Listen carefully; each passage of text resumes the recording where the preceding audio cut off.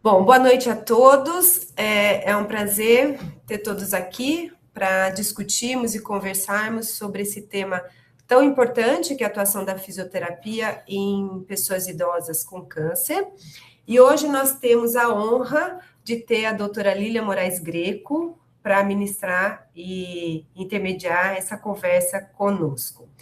A doutora Lília é fisioterapeuta, graduada pela Universidade Federal de São Carlos, com aprimoramento em oncologia pelo Hospital AC Camargo, especialização em fisioterapia em pneumologia pela Universidade Federal de São Paulo, pós-graduação em gestão de qualidade em saúde pelo Instituto de Ensino Albert Einstein, título de especialista pela Associação Brasileira de Fisioterapia em Oncologia e fisioterapeuta sênior do Hospital Samaritano em Higienópolis por 23 anos.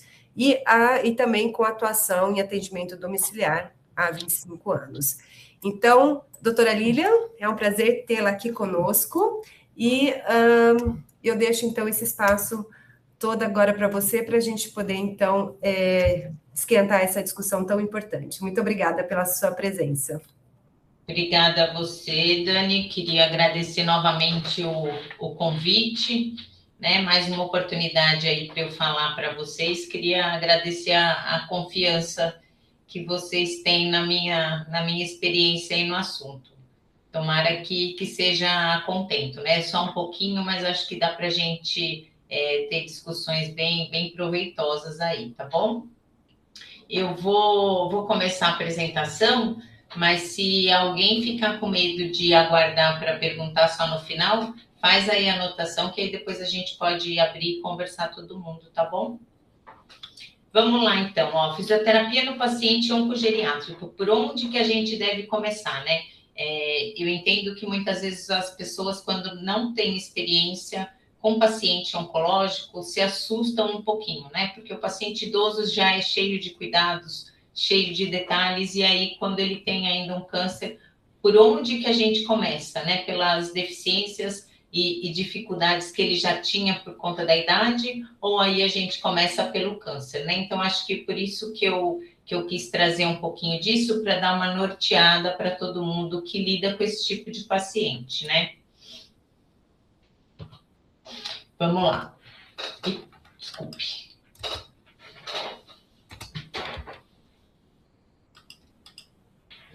Eu pulei só porque a Dani já tinha me apresentado, né? Mas aí, por onde que a gente, então, deve começar? A gente primeiro deve começar conhecendo um pouquinho da doença, né? Então, conhecer o que é que esse idoso tem. Ele tem só câncer? Ele tem outras comorbidades associadas? O que é que está mais impactando, né, nesse nosso paciente? Além de conhecer sobre a doença, a gente também precisa conhecer o nosso paciente em específico, né? A persona, para que a gente consiga fazer um tratamento que de fato seja personificado, não só por conta de condição de saúde, mas também porque o câncer acaba tendo muito impacto em toda a questão de vida social, de escolhas de vida, né? Então, a gente também precisa conhecer muito bem o nosso paciente. E, além disso, a gente também precisa entender em qual fase do tratamento que esse paciente se encontra. O tratamento oncológico ele é composto por várias fases e várias modalidades de tratamento. Então, a gente precisa entender em que parte que esse paciente está, para que a gente consiga dar o tratamento mais específico e adequado para aquele momento. E, além disso, a gente não pode esquecer de colocar o paciente como protagonista do tratamento, ou seja, aquela questão muito passiva do doente, né, passivo em que a equipe médica escolhe o que ele vai fazer ou não, o que ele vai passar ou não. Claro que o conhecimento técnico, quem tem as escolhas técnicas tem que ser da equipe, mas isso tem que ser sempre muito compartilhado com o paciente para que a gente entenda o que é que faz sentido para ele. Dentro da oncologia, isso já faz sentido. Da oncologia, eu nem digo, né? Isso é um pilar da qualidade em saúde, né? O cuidado centrado no doente. Mas isso é ainda mais significativo quando a gente está falando de oncogeriatria, né? A gente tem que entender se todas as modalidades de tratamento fazem sentido para aquele paciente, para aquele momento de vida daquele paciente, né? E aí não tem como a gente não falar de oncogênese. Lembra que eu falei que a primeira coisa que a gente precisa é entender a doença. Então, eu preciso entender o que é que acontece no corpo quando o paciente tem câncer, para que a gente consiga entender muito do que eu estou ali enxergando como sequela ou como sintoma daquele paciente para eu tratar, né? Então, a oncogênese, o que que acontece? Quando a gente tem uma célula normal, essas células se dividem normalmente e por influência de algum agente cancerígeno, né, que tem diversos agentes que podem provocar essa mutação, a gente tem uma mutação numa célula e uma das características dessa célula é que ela passa a ser uma célula com uma capacidade de se multiplicar muito maior do que uma célula normal.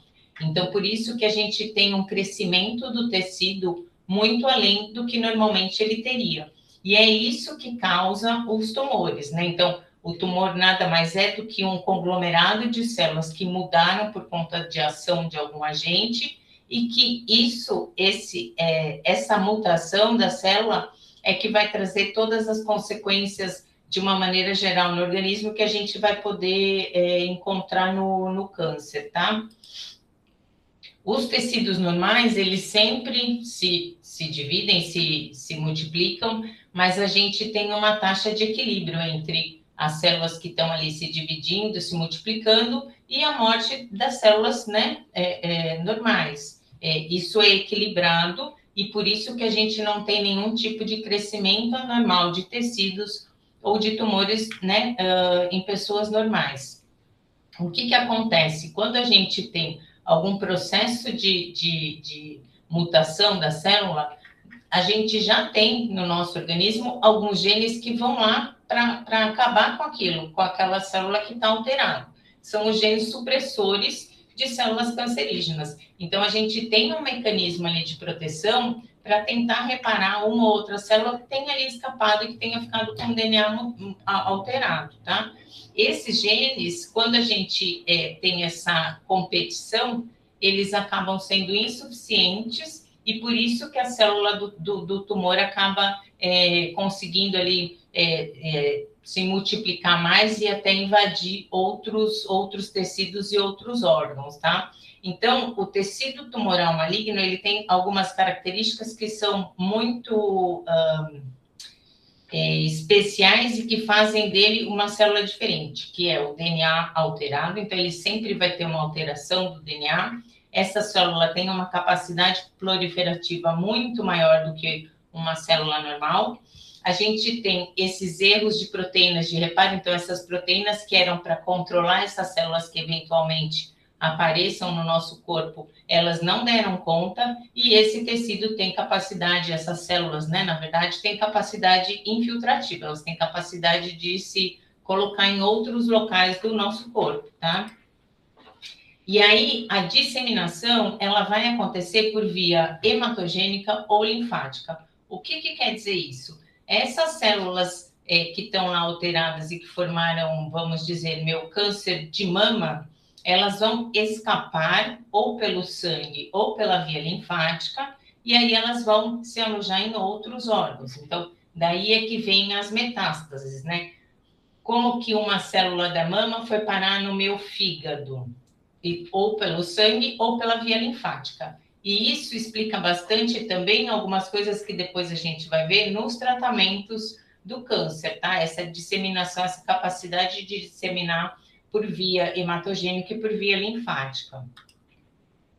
Mas, afinal de contas, o que é que causa o câncer? Já que a gente tem proteínas preparadas para combater isso, né? Acredita-se que 10 a 20% dos agentes cancerígenos, né, ou dos cânceres, na verdade, sejam por causas genéticas, então alguma alteração genética que eu carrego, né, e que aí vai fazer com que eu tenha esse câncer, mas 80% dos fatores, eles são são fatores externos, né, então fatores comportamentais, de consumo, de alimentação, de sol, ambiental, então são fatores externos. E, na bem da verdade, o que a gente tem é uma associação, né? É sempre uma associação desses riscos. Então, eu já tenho alguma alguma alteração genética que me predispõe a ter algum tipo de câncer, e aí associado ao hábito alimentar, associado até a algum tipo de contaminação viral, né? O HPV é o mais comum, tanto que agora a gente tem até a vacina do HPV para meninos e para meninas, né? O que é muito, muito legal a gente ter pelo SUS. E a gente também tem as questões de dieta e de atividade física contribuindo aí para a gente ter ou não o desenvolvimento de câncer, tá? Esse é um assunto que nesses 25 anos que eu lido com paciente oncológico, é um assunto que me atrai bastante. E por quê?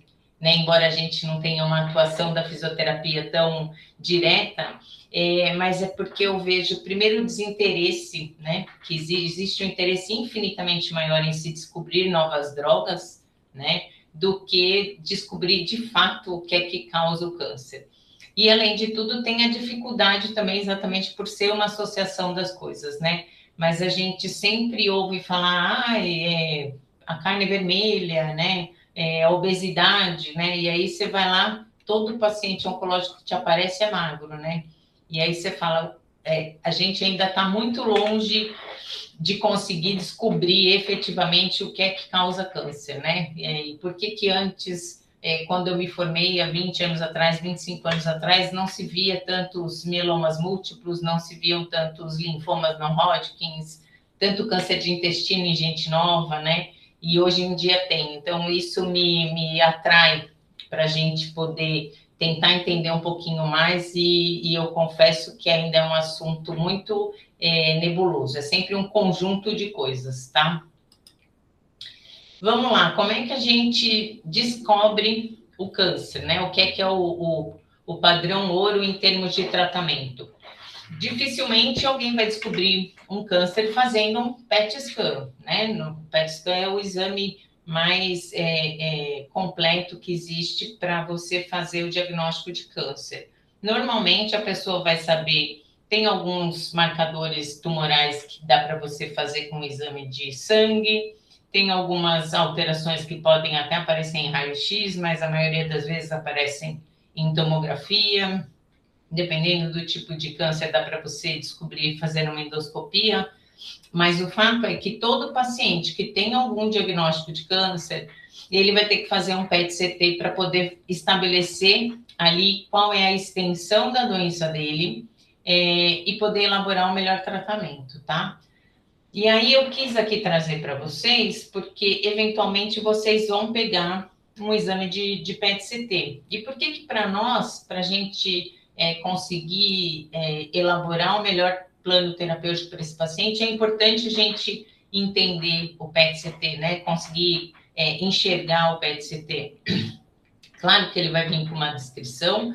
O PET-CT nada mais é do que uma tomografia computadorizada que é combinada com uma tomografia com emissão de pósitrons. E aí, esses pósitrons, eles são associados com a glicose. Então, toda célula que tiver um consumo muito alto de glicose, que tiverem ali numa produção doida, elas vão captar esse fármaco, e aí são os pontos onde vão sair brilhando no PET scan, tá? Então, todos esses lugares que a gente vê que estão brilhando, são lugares onde a gente tem alto consumo de glicose, tá? Então, pela fisiologia, a gente consegue concluir que esses locais são locais onde a gente tem células cancerosas, né, que consomem muita glicose para poder se multiplicar. Qual que é a exceção? A exceção é o cérebro, tá? A gente consegue ver ele lá super brilhante e, graças a Deus, da imensa maioria das pessoas, ele funciona muito, então ele vai estar sempre brilhante, tá? Mas tirando a questão do câncer, né, no cérebro, os outros locais ou tem algum índice de inflamação muito alto, ou então tem células cancerígenas, tá? Para a gente saber o que é uma inflamação, por exemplo, alguém que tem ali uma artrose muito aguda, muito avançada, ele também pode ter captação, tá? Mas ele vai vir descrito como SUV, que é o índice de captação, né? Então, o SUV, quando não é tão alto, ele me indica muito mais uma inflamação do que uma célula cancerosa.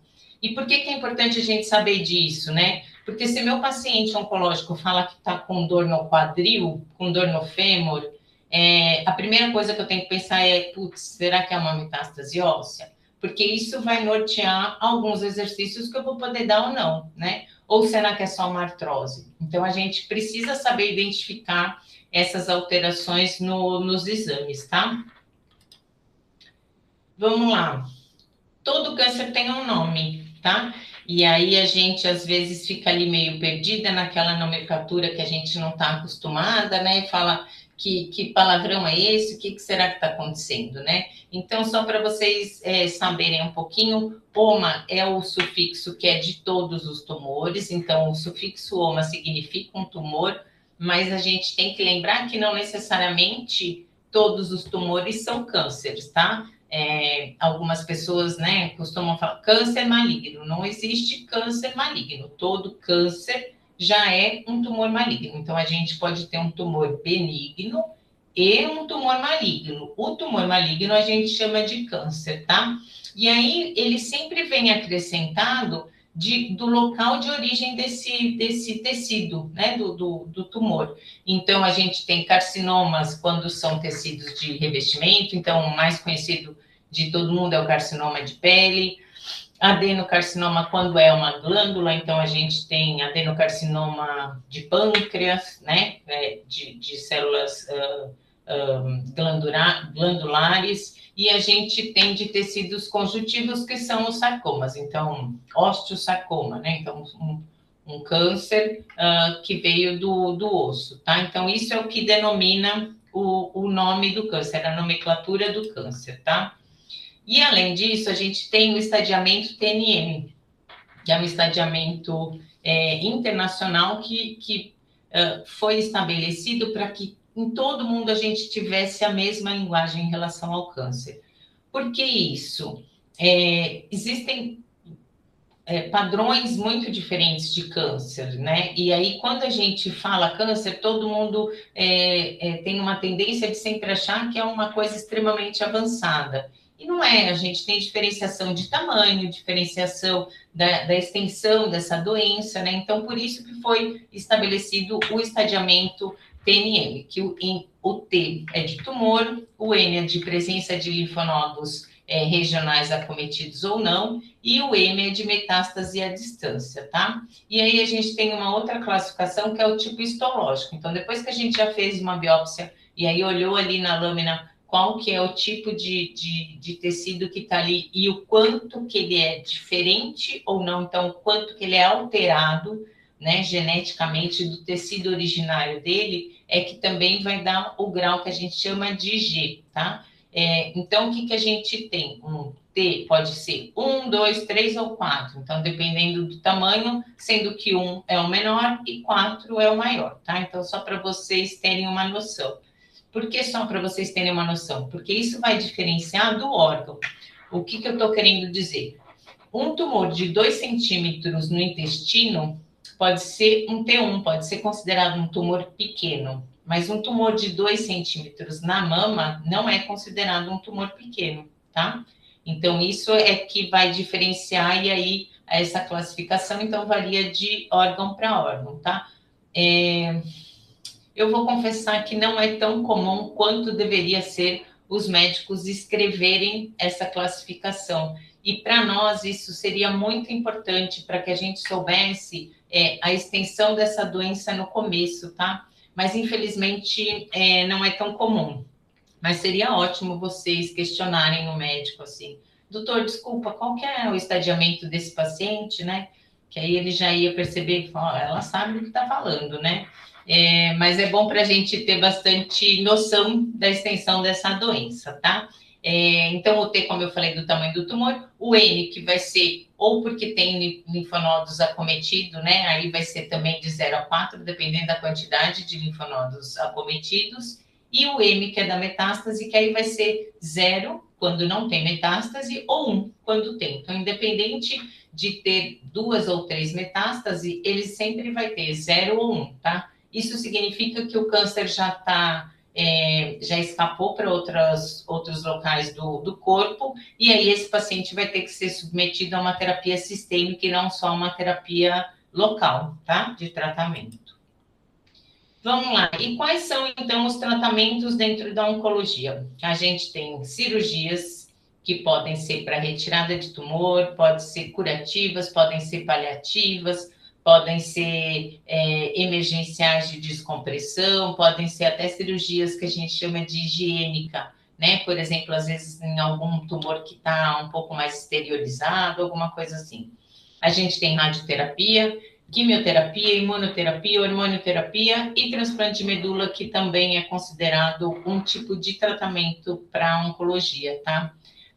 Não vou conseguir falar todos os detalhes de todos os tratamentos, mas eu vou falar um pouquinho de cada um só para a gente ter uma noção do quanto pode ser agressivo esse tratamento, para que a gente também tenha noção do nosso paciente, tá? Vamos lá, que a gente tinha falado, conhecendo o nosso paciente. A gente já colocou a parte do conhecimento da doença e agora, então, a gente vai conhecer o nosso paciente. Os pacientes idosos, qual que é a característica deles ou o que piora, né? O fato deles terem mais riscos de desenvolver câncer? Primeiro, pela idade em si. Então, é claro que se eu passei 10 anos, né, as minhas células estavam ali se dividindo por 10 anos, a probabilidade delas terem se alterado em 10 anos é muito menor do que em 80 anos, né? Então, só pela idade, eles já têm muito mais chance estatística de terem alterações nas células. Além disso, o que acontece com o nosso paciente idoso? A gente tem que lembrar que o paciente idoso, muitas vezes, ele já tem uma alimentação um pouco mais adaptada, né? E essa adaptação não necessariamente ela é boa, né? Ela provavelmente vai trazer aí algum déficit funcional. Então, eles já têm, às vezes, adaptação em relação à consistência, né? Principalmente a questão das proteínas, às vezes tendem a ir muito mais ali para o carboidrato. Então, isso já faz com que esse paciente tenha um fator de risco aumentado para desenvolver o câncer. Eles têm um maior tempo de exposição a substâncias aditivas. Então, se é um paciente que é fumante, se ele está com 80 anos, provavelmente ele tem mais de 50 anos maço, né?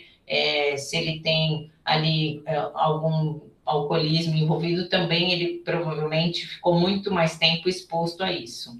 E eles também têm uma exposição de fator ambiental por muito mais tempo, né? Pelas questões até da idade. Além disso, o que a gente tem, né, e até refletindo esse tempo maior de exposição, o que a gente tem de tumor mais comum nos idosos? Então, é o tumor de pulmão, de próstata, colo retal, de mama e o tumor de pele. O tumor de pele, a gente fala pouco, porque o tumor de pele carcinoma basocelular, né, que é o tumor mais comum, que é esse de alteração que a gente vai tendo na pele por conta do sol, tá? Ele é muito, muito, muito comum em idoso. Muitas vezes o idoso fala assim, eu tenho uma feridinha aqui que nunca cicatriza, alguma coisa assim, e ele acaba sendo muito renegado até, né, pelo idoso. A maioria das vezes eles não vão atrás de fazer algum diagnóstico em relação a isso. E, de uma maneira geral, o câncer no idoso, ele acaba tendo, infelizmente, um diagnóstico normalmente tardio, né? Muitas vezes até esse diagnóstico é feito em emergência, em pronto-socorro, porque ele foi para o pronto-socorro em busca de algum auxílio por conta de algum sintoma que saiu ali do controle. A gente não vê idoso fazendo tanto exames preventivos, né? E aí eu falo preventivos entre aspas, porque normalmente exames não são preventivos, os exames são de diagnóstico precoce, né? Mas se você conversar com uma mulher idosa, dificilmente ela com 70 anos vai se preocupar tanto em fazer mamografia como uma mulher mais jovem, né? Eles já têm outros fatores para se preocupar, outras doenças, outras comorbidades, então eles acabam, muitas vezes, tendo esse diagnóstico mais tardio mesmo, tá? 60% dos casos de câncer são em pacientes idosos e, infelizmente, eles representam 70% das mortes ou mais por câncer, tá? O paciente idoso vai ter um tratamento, às vezes, limitado por comorbidades e, obviamente, que ele vai ter uma chance maior, né, de acabar falecendo quando ele tem o câncer associado a alguma outra doença, tá? E aí, quais são os grandes desafios, né, para o paciente oncológico que é idoso? Esse estudo, eles observaram, foi no norte, eu achei muito, muito interessante, que eles apresentavam uma taxa de mortalidade por câncer de próstata até 18 vezes maior, né, do que pacientes com 60 anos, mostrando o quão difícil, às vezes, é o paciente entender. Você vai falar, mas se com 60 anos eles estavam fazendo diagnóstico, por que o de 80 não fez um diagnóstico anterior, né? E o que acontece é que o idoso vai perdendo a autopercepção, então é muito mais difícil eles se diagnosticarem com alguma alteração. O que eu estou querendo dizer? Se um homem com 50 anos, ele percebe que ele está ali com alguma dificuldade, talvez para urinar, ele vai achar aquilo estranho, né? Mas um senhor de 80 anos, ele já não acha mais aquilo estranho, então ele não vai atrás de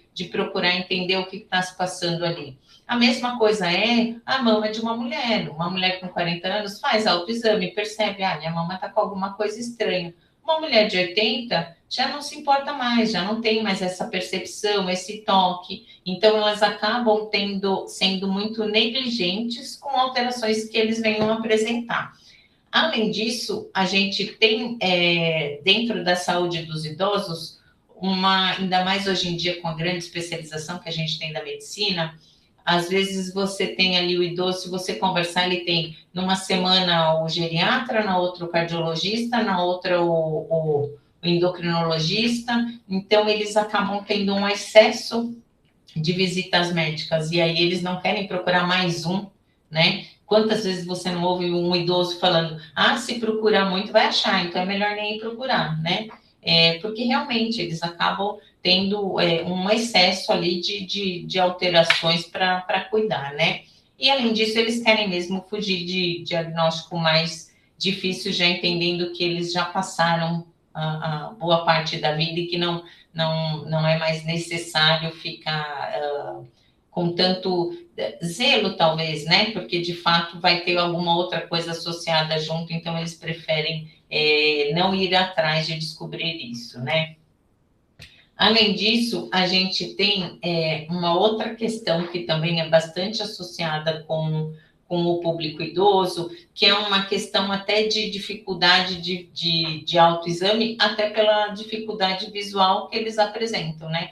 Então, esse estudo, ele conseguiu constatar que os idosos, mesmo que eles já tivessem ali um histórico de trabalhar no sol e que eles soubessem que eles tinham uma chance maior, né, um risco maior de ter o câncer de pele, eles não se identificavam, não se autodiagnosticavam com aquilo, né? Porque a pele do idoso já é diferente, já tem muito mais manchas, já é muito mais comum você ver aquilo todos os dias e não dá importância. Diferente de alguém mais novo que fala, nossa, eu não tinha essa pinta e agora eu tenho essa pinta, né? Então, isso também faz com que eles tenham uma dificuldade maior de diagnóstico. E, além disso, eles têm ali uma falta de aderência a fatores de proteção. Então, protetor solar e alguns outros fatores de proteção até para outros tipos de câncer, tá? Eles têm uma dificuldade maior de aceitar isso, né?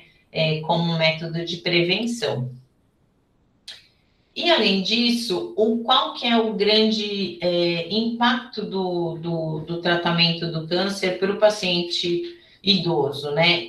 Esse estudo, eles conseguiram fazer uma revisão sistemática e uma meta-análise bem grande dos pacientes que estavam sendo submetidos a tratamento oncológico. E aí, 36% relatou que tinham incapacidade para atividade de vida diária básica, né?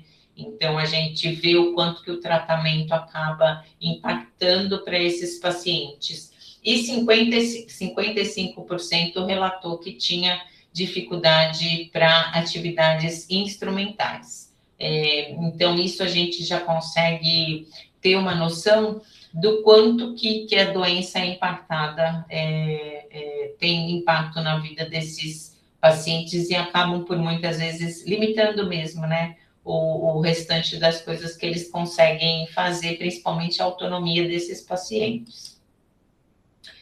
Vamos lá, agora o outro tópico que a gente tinha colocado, a gente então já entendeu a doença que o nosso paciente teve, a gente já conheceu um pouquinho mais do nosso paciente idoso, né, e de quais são os desafios de tratar o câncer no idoso, e aí aqui a gente precisa então entender qual o momento de tratamento que o nosso paciente está, né? Lembra que eu falei para vocês que os tratamentos, a gente tem cirurgia, radioterapia, químio, imunoterapia, transplante, e a gente também tem outro tipo de tratamento, que são os cuidados paliativos, e o paciente que já está fora de tratamento. Entenda-se como fora de tratamento quando o paciente já realizou um tratamento oncológico, mas ele não está mais se tratando, mas ele mantém as sequelas. Então, muitas vezes a gente vai receber pacientes assim, que não estão em tratamento ativo, mas eles carregam aquela sequela do tratamento que eles fizeram. As cirurgias oncológicas, o que a gente tem que lembrar das cirurgias? Elas são indicadas para tumores sólidos, tá? Então, né, não entram aqui leucemias, linfomas não Hodgkins, elas são indicadas para tumores sólidos, então de órgãos, né? Normalmente são cirurgias que precisam fazer retirada de tumores em bloco, então não dá para a gente tentar fazer uma cirurgia minimamente invasiva, né? A gente precisa ter outros princípios, que é de tirar aquilo tudo de uma vez. Se você tira e deixa ali a margem comprometida, né? Que é o termo que eles usam, a chance desse câncer se espalhar é enorme, né? Então, hoje em dia, principalmente com o avanço dos exames, se você não tem condição, por alguma razão, ou pelo status do paciente, ou pela localização do tumor, se você não tem condição de fazer uma abordagem oncológica, cirúrgica, em que você vai conseguir retirar todo o tumor, é melhor você nem tentar, né? Porque a gente sabe aquela história que existia antes, abriu e fechou, né? Hoje em dia a gente quase não ouve mais falar isso, mas isso não é mesmo para acontecer, porque a gente hoje em dia tem condição de fazer exames para poder ter ali um planejamento cirúrgico adequado, né? E deixar esse tumor com margens livres, né? As cirurgias, elas tentam recuperar e preservar sempre a função do órgão, nem sempre é isso que a gente consegue ter como resultado, né? Principalmente em tumores, às vezes, de intestino, de estômago, né? Não é sempre que a gente consegue ter essa preservação. Ela também serve para a gente conseguir fazer diagnóstico preciso dos tumores, então você consegue fazer ali o exame, né, da célula e ter certeza de que tipo de célula qual é o grau de diferenciação, e aí saber qual que é a droga mais indicada para esse tumor. E em grande parte dos tumores pequenos, em que a gente fez um diagnóstico precoce e o tumor ainda é pequeno, muitas vezes só a cirurgia ela já basta para considerar esse paciente curado, tá? Então a cirurgia é um tratamento dentro da oncologia que é muito, muito usado. As cirurgias oncológicas, o que a gente tem que prestar atenção como fisioterapeuta? Na recuperação aguda, é sempre a capacidade pulmonar, porque como é uma cirurgia maior, a grande maioria das vezes é uma cirurgia com um tempo de anestesia maior, então que esse pulmão ficou ali meio quietinho muito mais tempo, o paciente vai ter às vezes um tempo de recuperação também maior, então fica mais acamado, aquele conjunto todo, né, de paciente cirúrgico e ainda mais sendo velhinho, né, então a gente tem que prestar bastante atenção nessa capacidade pulmonar, em conseguir fazer esse paciente sair do leito o quanto antes. A gente tem que prestar atenção se essa cirurgia deixou alguma sequela física em relação à mobilidade desse paciente, qual o impacto que isso vai ter na autonomia dele, né, que a gente sempre considera o mais importante, e se esse paciente vai ter algum tipo de sequela em relação à capacidade de alimentação, porque eles já têm uma tendência à sarcopenia e uma tendência a uma desnutrição só por conta da idade e da doença catabólica, né? Se ele ainda fez alguma cirurgia que envolvia parte de sistema digestivo, isso vai ser muito mais impactante para esse paciente. E a gente tem que sempre lembrar da dor, né? A dor é muito, muito limitante e também pode trazer mais sequelas ainda para esse paciente idoso. Vamos falar um pouquinho da químio. O que a químio faz com o nosso paciente oncológico? Quimioterapia são drogas que afetam a duplicação das células tumorais. Lembra que eu falei que as células tumorais se multiplicavam loucamente? Então, a quimioterapia vai parar com essa duplicação, tá? Então, por causa disso, a gente tem diversos agentes quimioterápicos que vão atingir diferentes níveis do ciclo celular, de quando a célula está ali se desenvolvendo, né? Então, por conta disso, muitas vezes a gente tem associação de dois tipos de droga, porque uma atua numa fase celular e outra em outra. Então, a gente consegue ter uma abrangência muito maior e aí a gente consegue ter uma efetividade do tratamento também maior, tá? Qual que é o problema da quimioterapia? A droga, o quimioterápico, não sabe qual é a célula boa e qual é a ruim, né? Ele não consegue diferenciar a célula do câncer da célula comum do nosso corpo. Então, por isso que a gente tem tantos efeitos colaterais na quimioterapia, porque ele acaba matando a célula que está ali se desenvolvendo, não só a célula oncológica, mas também a célula normal, tá?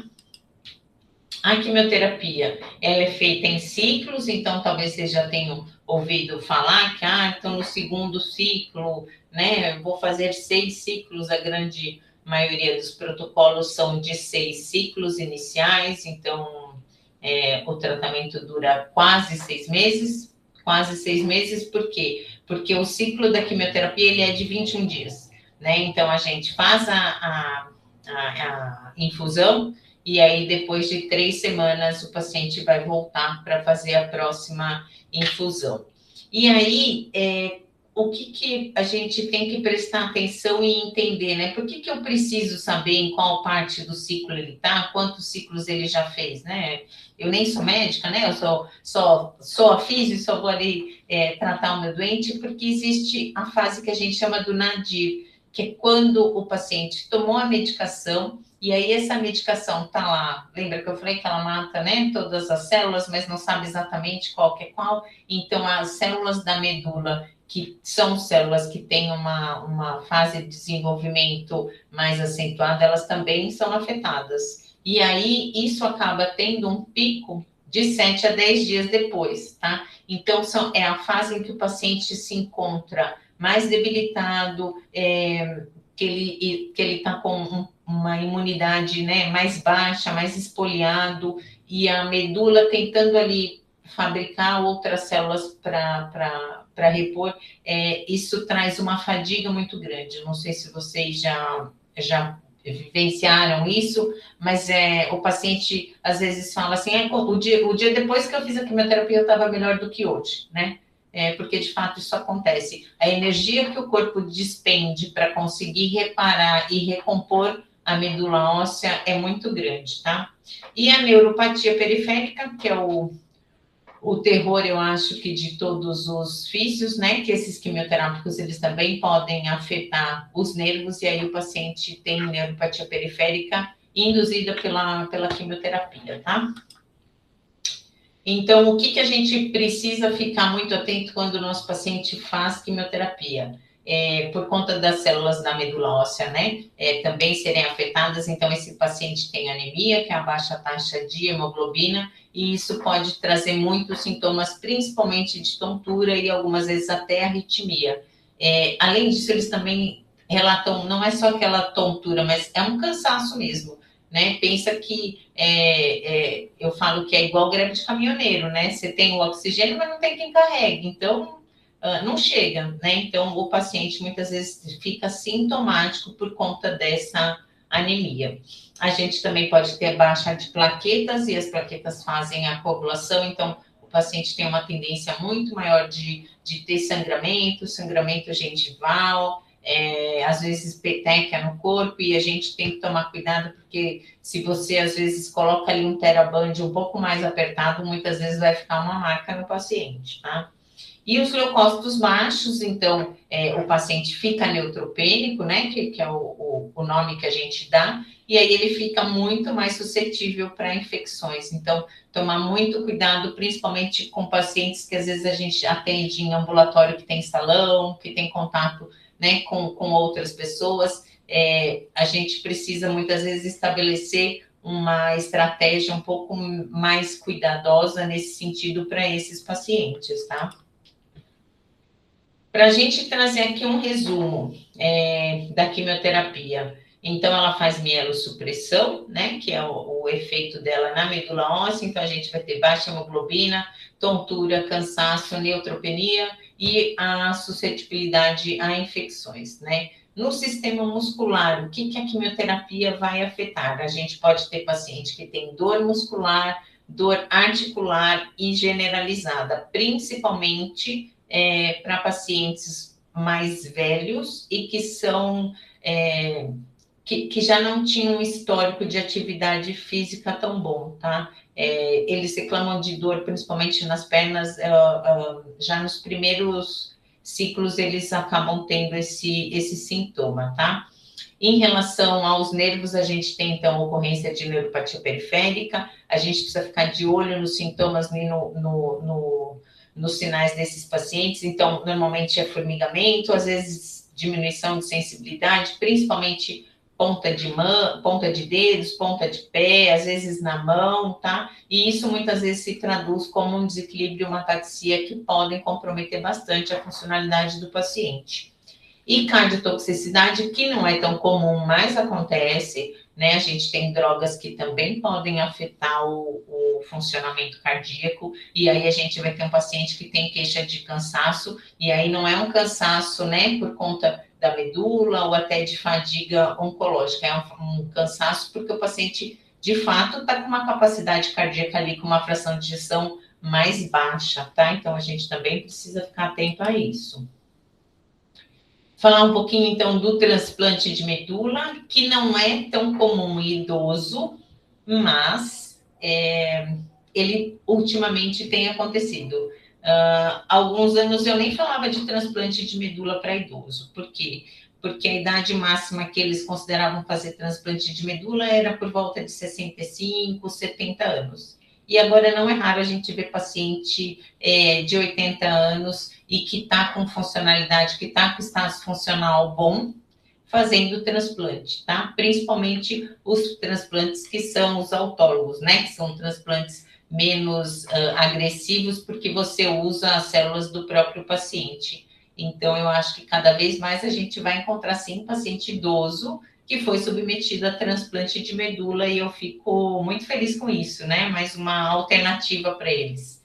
E o transplante de medula, o que é? É uma quimioterapia que a gente tem que fazer antes para destruir toda a medula do paciente. Depois que a gente destruiu toda essa medula doente, a gente vai fazer uma coleta de células saudáveis, né? Então, eles têm que fazer plasmaférese, que é um processo lá em que eles separam as células. Eles pegam essas células saudáveis, elas são estimuladas a crescer, ficam guardadinhas e depois elas são inseridas novamente no paciente. Quando a gente pega a célula da gente mesmo, a gente fala que o transplante é autólogo, né? E quando a gente pega as células de um doador, então um irmão, né, ou alguém doou as células saudáveis para serem infundidas em mim, aí a gente tem os transplantes que são chamados alogênicos.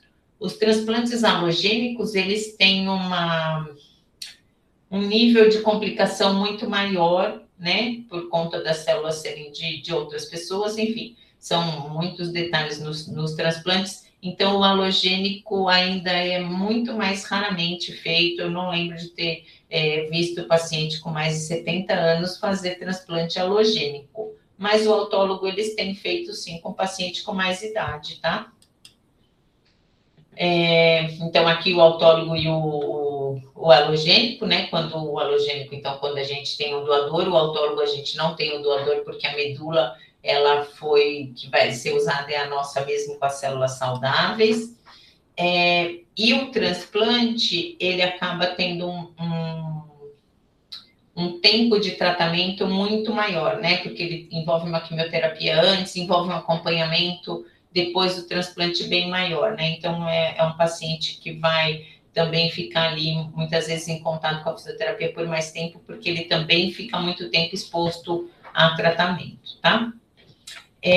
Colocando o paciente, então, como protagonista do tratamento, que já é o último conceito que eu tinha falado, né? A gente tem que lembrar de inserir o paciente nas decisões do seu próprio tratamento, isso é um pilar de qualidade, é o que a gente atualmente tem mais que fazer, o paciente tem que entender o que ele tem, as opções que ele tem, né? E ele tem que ter autonomia para poder escolher. E a gente precisa entender muito o que é primordial para esse paciente. Muitas vezes você submeter ele a uma cirurgia, sei lá, de retirada de estômago, que ele nunca mais vai poder comer nada, para ele às vezes não faz sentido, né? Então você também tem que ouvi-lo para que a gente consiga arrumar alternativas e que ele possa ser tratado, né? Não quer dizer que não vá se fazer nada, não é isso de forma nenhuma, mas a gente tem que ouvir para poder entender o que são os princípios para ele, né? As diretivas de vida dele, para que ele possa escolher e a gente definir qual que é o tratamento mais adequado, tá? A gente tem que entender contexto familiar nisso tudo, principalmente porque o paciente oncológico, ele normalmente precisa de algum cuidador junto, né? Cuidador, não estou dizendo o cuidador que faça as coisas, mas ele não vai conseguir passar por um tratamento sozinho, né? Ele precisa ter alguém junto com ele. Então, a gente entender junto com o paciente quais são essas dificuldades e esses princípios para ele é extremamente importante, tá? Muito importante mesmo.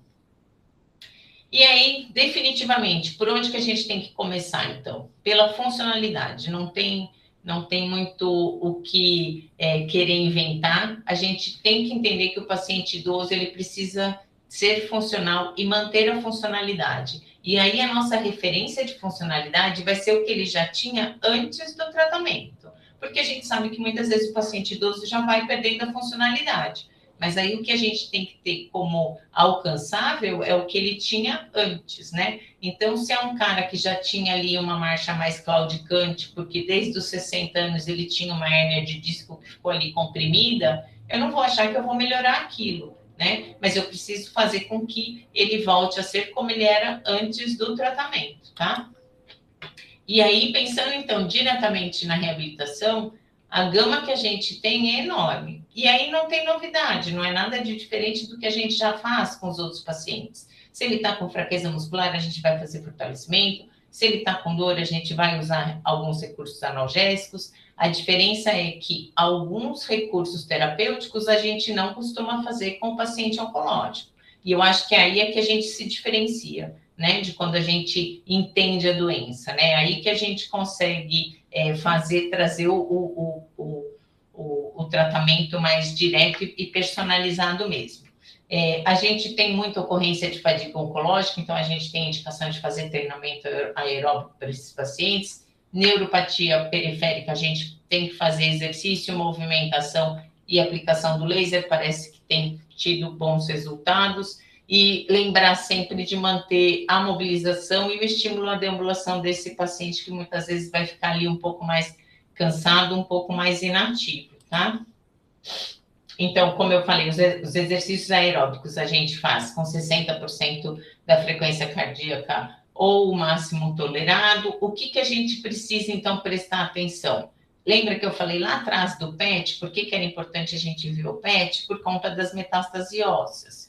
não vão ser todos os exercícios que a gente vai conseguir fazer com o paciente que tem metástase óssea. A gente precisa saber o quão frágil está esse osso, tá? Para a gente conseguir fazer ali uma adaptação sem causar nenhum dano, tá? Lembrar de exercício de alongamento, lembrar que os efeitos que a gente vai ter com esses pacientes, a maioria das vezes, eles vão ser a longo prazo. Porque muitas vezes a gente nem consegue fazer uma sessão tão longa com esses pacientes. Muitas vezes a gente precisa fazer uma forma mais homeopática ali por conta da fadiga, tá? E a recuperação da endurance muscular, que é o que acaba trazendo mais efeito perceptível, muitas vezes, para o paciente, tá? E aí, os pontos de atenção, né? Eu acho que o que é aquilo que eu falei, que é o que mais diferencia, de fato, quem entende da doença, quem entende da oncologia, e não só um físio que está lá atendendo um paciente oncológico, né? Os níveis de plaqueta, a gente tem que tomar cuidado. Plaquetas abaixo de 20 mil a gente não faz, o risco desse paciente ter sangramento é muito grande, e o próprio exercício faz com que ele consuma mais as plaquetas que ele tem, tá? Níveis de hemoglobina, então, como eu tinha falado, anemia abaixo de 8, a gente também faz exercício com muito critério, com muito cuidado, porque esses pacientes correm risco de ter ou tontura, ou às vezes até arritmia. A neutropenia, que coloca esses pacientes muito mais ali expostos a infecções, muitas vezes eles acabam desenvolvendo infecções de bactérias e de organismos que eles mesmos convivem, né? Então, o que eu tô falando? O paciente tinha, sei lá, toxoplasmose, ele passa a ficar reativando a toxoplasmose, ele fica reativando um citolomegalovírus que ele já tinha, né? Mas a gente também tem que tomar muito cuidado com essas infecções externas, né, trazidas. Os cuidados com as metástases ósseas, como eu tinha falado antes, e o risco de queda, que não tem como a gente não pensar em risco de queda com paciente oncológico. Por quê? Se a gente for pensar em tudo que esse paciente pode ter, então pensa que já é um paciente idoso, com fraqueza e com uma neuropatia.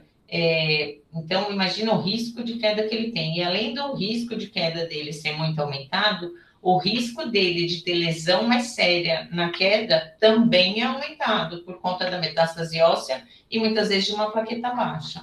Então, a gente tem que fazer toda essa reabilitação com muito cuidado nesse sentido e trazer um plano educacional para que esse paciente entenda por que ele tem um risco de queda tão aumentado, que eu acho que é o maior desafio, talvez.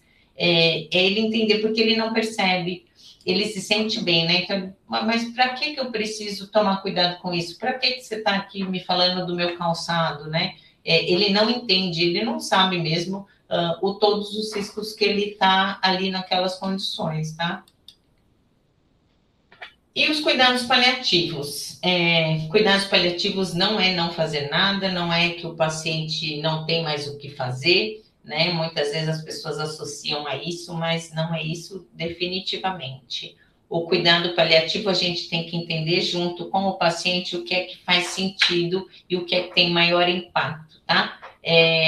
Obviamente que dependendo da fase do tratamento ou até do cuidado paliativo, a gente vai priorizar controle de dor e conforto desse paciente. Mas a gente tem muitas vezes um paciente com uma leucemia crônica em cuidado paliativo, e isso não quer dizer que ele vá vir a final de vida em 2 semanas, né? Então a gente precisa entender com ele o que é que faz mais sentido para que a gente possa dar um tratamento adequado. O que eu estou querendo dizer? Às vezes a adaptação de ambiente domiciliar faz muito mais sentido para esses pacientes. Então, você fazer o tratamento visando ali alguma independência que ele possa ter na casa dele, alguma facilitação, né, dentro do ambiente de domiciliar dele. Eu tinha um paciente que falava que ele precisava subir um degrau, que ele precisava treinar para subir um degrau. E aí, teve um dia que eu falei, mas por que você quer tanto subir um degrau? A gente pode colocar uma rampa, né? Eu pensando. Não, eu tenho uma sacada na minha casa, acho que devia ser talvez em cima, né? Algum tipo de laje, alguma coisa assim. E eu adoro sentar lá no final da tarde, então eu preciso conseguir subir lá. E aí não faz sentido a gente falar, não, é perigoso, o senhor não vai, né? Faz muito mais sentido entendendo ali em que fase daquele tratamento aquele paciente está e quantas mais vezes ele vai poder ter aquela oportunidade de subir e aí fazer essa adaptação para que ele faça isso de uma maneira bem segura, tá? Então, só aqui para a gente resumir tudo que eu falei, o que é, então, por onde que a gente começa, né? Então, a primeira coisa que a gente precisa fazer é avaliar a funcionalidade desse paciente, entender o quanto que o tratamento do câncer impactou na funcionalidade desse paciente em primeiro lugar. E depois aí a gente precisa se perguntar, é viável recuperar essa funcionalidade que ele tinha antes do tratamento? Ou não é mais, né? Muitas vezes a gente acaba tendo um impacto ali do tratamento maior do que a gente deseja. Mas não é mais viável, o que a gente vai fazer? A gente vai evitar que ele piore, vai trazer qualidade de vida e aí vai trabalhar com as adaptações, tá? Essa recuperação dessa funcionalidade é viável, a gente consegue trabalhando ali devagarinho, a gente vai conseguir fazer com que ele tenha a autonomia dele de volta. Aí a gente vai fazer a reabilitação do jeito que a gente conhece, com todo o arsenal de recursos que a gente tem, não tem nada de muito diferente, né, na oncologia do que a gente fala para todo mundo, é sim exercício, e aí a gente vai poder usar as diversas modalidades que a gente tem, claro, trazendo as adaptações, lembrando daqueles pontos de atenção que eu tinha falado em relação ao câncer, né? Mas a gente não precisa achar que precisa aprender alguma coisa nova. A gente consegue tratar muito bem esse paciente se a gente tiver o olhar voltado para a necessidade dele e para o ponto de atenção, para os cuidados que a doença dele exige, tá bom? Mas eu tenho certeza que todo mundo consegue, depois de uma boa avaliação, tratar um paciente oncológico com muito cuidado e com muito resultado, não tenho dúvida disso. Muito bem, era isso que eu tinha para falar para vocês. Só queria lembrar, coloquei aqui para a gente poder lembrar que março foi o mês do câncer, de conscientização do câncer coloretal, e a gente está vendo cada vez mais jovens com câncer coloretal, então está até se falando de mudar a indicação de fazer a colonoscopia, né, para abaixo de 45 anos, então pensem nisso, se cuidem. E lembrar que dia 8 de abril é o Dia Mundial do Câncer, então a gente também traz aí um olhar para esse cuidado, para essa prevenção para a gente, tá bom? Meus contatos estão aqui, a Dani também tem meus contatos, Vitor, se alguém precisar de alguma coisa, eu estou à disposição e aí a gente pode discutir aí alguma coisa, né, Dani? Sim, com certeza. Muito obrigada, Li, sempre um prazer e uma delícia te ouvir, né? E assim, e dá para perceber o quanto você gosta, né? O quanto você é dedicada ao tema. Então, sempre é uma honra poder te ouvir. Muito obrigada novamente por ter aceito o nosso convite. E eu tenho certeza que vem muito mais, né, Li? Sim, com certeza. A gente não tem muita coisa para fazer, então a gente fica inventando, né? Exatamente. Então, eu acho que esse momento foi assim um gostinho, né, para uma área tão complexa, tão ampla, com tantas pesquisas acontecendo, né? Então, para realmente cada vez ter mais evidências da nossa prática nessa população. Então, eu acho que esse é só um gostinho para saber que é uma área super importante, em crescimento, né? Infelizmente, porque o aumento, a maior prevalência de câncer, como você falou, está em pessoas mais idosas. Então, é uma área... Isso também significa que a gente tem mais sobreviventes, definitivamente. Exatamente. Né? Então, a gente tem que olhar esse lado. A gente está tratando mais porque tem muito mais sobreviventes. Então, por isso que a gente precisa se capacitar, né, Li? Sim, exatamente. Então, assim, nós estamos envelhecendo, com o envelhecimento a gente sabe que aumenta o número de várias situações, condições de saúde, de várias doenças, então a gente precisa de profissionais fisioterapeutas capacitados para lidar com essa população e conseguir, de fato, oferecer o melhor tratamento fisioterapêutico que existe, né, naquele momento, naquela ocasião, para aquele paciente. Então, eu acho que é isso.